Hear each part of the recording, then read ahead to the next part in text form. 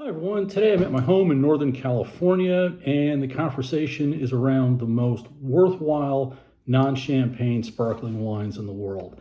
Look, I love champagne, nearly always have a bottle in the fridge. I also find that the older I get, the more I like drinking sparkling wine.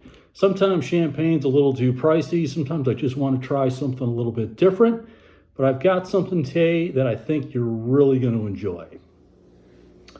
Now, the one I'm going to focus in on today is a designation called Cremant. And Cremant is tied to the non-champagne wine regions within France. There are several that produce their own version of Cremant. They employ some of the same techniques that you'll find within Champagne. Each region has its own twist in terms of some production methods and grape varieties that are used.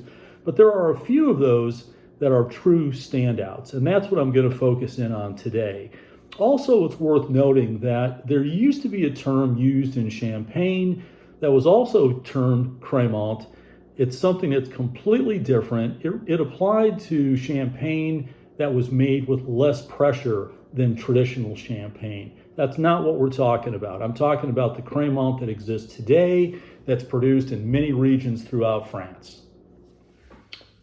Now, while the production rules for Cremant do vary a bit from region to region, there is one thing that is consistent, and this is really a key piece to the quality side, and that is that the second fermentation takes place in bottle.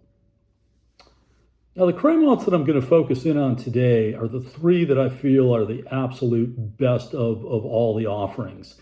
We're going to taste one from Cremant de Loire, Cremant de Alsace, and Cremant de Bourgogne. There's plenty of opinions in terms of what is the right glassware to use when serving sparkling wine.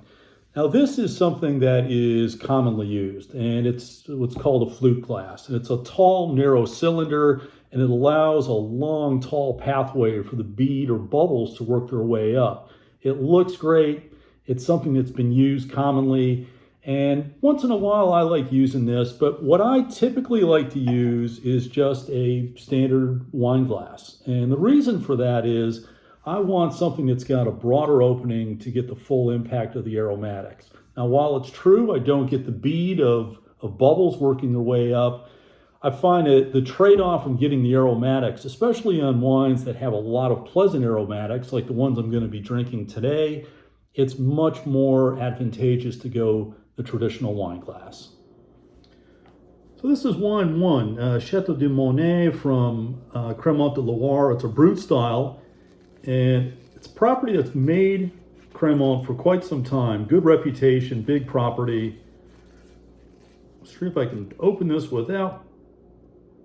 There we go, that's pretty good. This is a blend of 80% Chenin Blanc and 20% Chardonnay. And it's a property that I've had wines from many times. I really like what they do. And this wine has 12 months on the lees, which is not a very long period of time. It's enough to give the wine a bit more weight and richness, but you don't get any of that autolytic character that you find with champagne. But you'll see that the color is fairly pale. It's got a little bit of a golden color to it. Really bright and fresh on the aromatics. The Chenin Blanc adds a lot of that freshness, a lot of the acidity. Chardonnay gives it a bit more of a rounder, richer character. And as I mentioned before, the acidity is a key piece to sparkling wine. Loire, being located in that northern part of France, is an area that's really quite cold. The growing seasons there sometimes can be quite short. You tend to get wines with a bit lower alcohol and a bit higher acidity.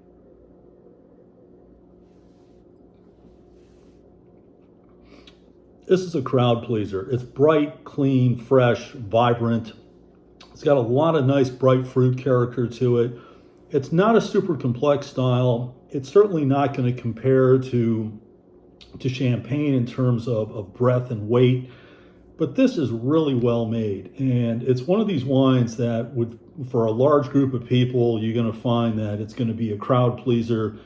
It's solid from start to finish. Absolutely love this stuff.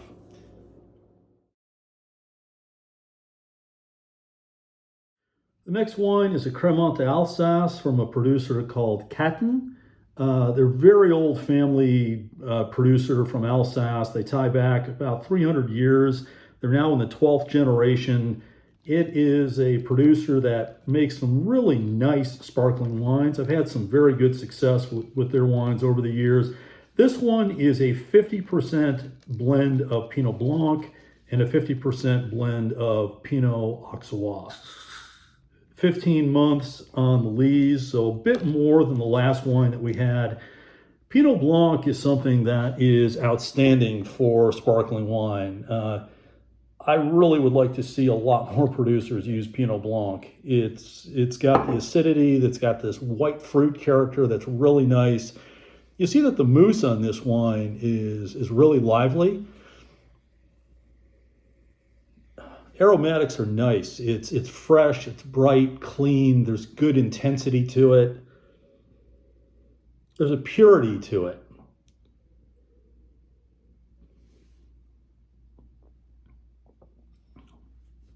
Now I'll tell you this, I'm going to be drinking tonight, I'm just going to love. It's got this length to it that's really enjoyable.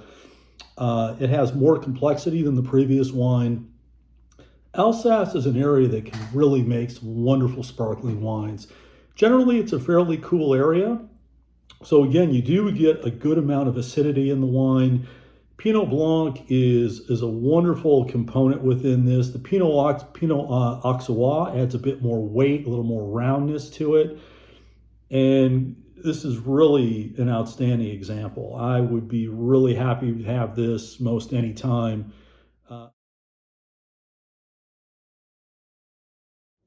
The third and final Cremant is the Cremant de Bourgogne. And this one has always been very much more like Champagne than any of the other Cremants.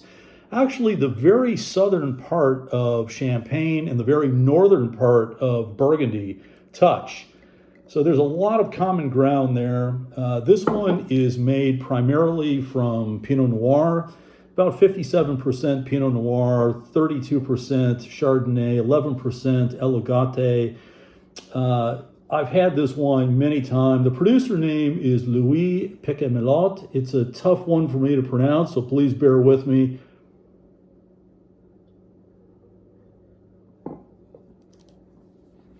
And this one has 18 months on the lees. It's richer, riper. This has more complexity than the previous two wines. This one has a lot of characteristics that would be attributed to what you'd find in Champagne. There's the depth, the weight, a lot of length on it. It actually has a bit of that autolytic character from the extended time on the lees. This is outstanding. And as an alternative to Champagne, a bit less expensive than many Champagnes, this is really a fantastic option.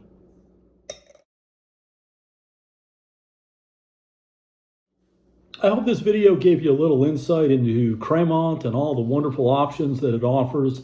I'll post all the details about the wines down in the description down below. Thanks for staying to the end of the video. Please do subscribe if you haven't done so. Also hit the like button. These things really do matter. Post any comments down below about Cremant or any other sparkling that you've had that you've really enjoyed. I'd love to hear from you. And until next time, cheers.